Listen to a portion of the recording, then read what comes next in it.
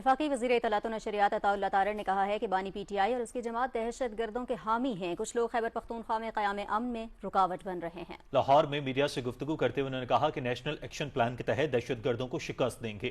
تفصیل بتائیں گے معظم الدین۔ لاہور میں میڈیا سے گفتگو کرتے ہوئے وفاقی وزیر اطلاعات و نشریات عطاء اللہ تارڑ نے کہا کہ گزشتہ دور میں ہر روز دہشت گردی کے واقعات ہوتے تھے۔ آپریشن رد الفساد اور ضرب عضب کے نتیجے میں دہشت گردی کا خاتمہ ہوا۔ انہوں نے کہا کہ طریق انتشار واحد جماعت ہے جسے ملکی سالمیت سے کوئی غرض نہیں۔ جیل میں بیٹھے ہوئے شخص کی خواہش ہے کہ لاشوں پر سیاست کیسے چمکائی جائے۔ پاکستان کی ریاست یہ فیصلہ کر چکی ہے کہ دہشت گردوں کو انشاءاللہ تعالی اللہ کے فضل سے شکست دیں گے۔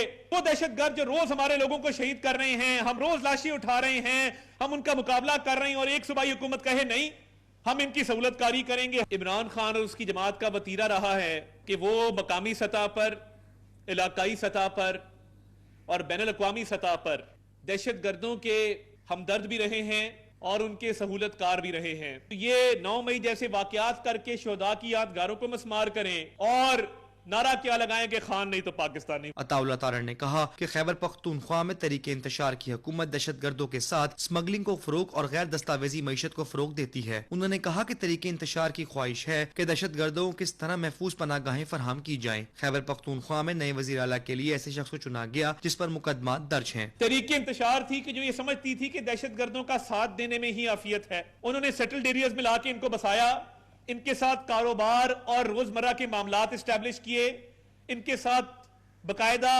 بزنس پارٹنرشپس کی اور آج اس کا خمیازہ قوم بھگت رہی ہے کہ ہم روز لاشیں اٹھا رہے ہیں۔ یہ اب چلے گا نہیں۔ وفاقی وزیر اطلاعات نے کہا کہ پاکستان کے لیے پاک فوج اور محب وطن لوگوں کی قربانیاں سب کے سامنے ہیں جن کو فراموش نہیں کر سکتے۔ خزدار اور اے پی ایس کے واقعات میں بچوں نے اپنے خون سے قربانیوں کی داستان لکھی۔ پاک فوج روز قربانیاں دے رہی ہے اور حکومت پاکستان پوری طرح کاربند ہے کہ دہشت گرد، آخری دہشت گرد کے خاتمے تک ہم چین سے نہیں بیٹھیں گے انشاءاللہ تعالی۔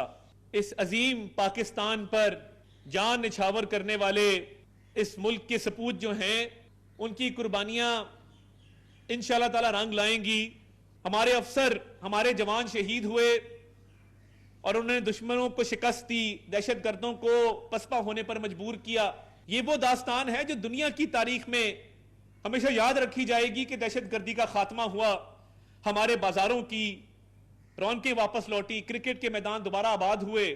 عطاء اللہ تارڑ نے کہا کہ ملک ترقی کی راہ پر گامزن ہے اور پوری دنیا پاکستان کے اقدامات کی معترف ہے۔ کسی بھی جماعت یا شخص کو دہشت گردوں کا ساتھ دینے کی اجازت نہیں دی جائے گی۔ انہوں نے کہا کہ دہشت گرد اور ان کے سہولت کار اپنے انجام کو پہنچیں گے۔ معظم الدین، پاکستان ٹیلی ویژن نیوز، لاہور۔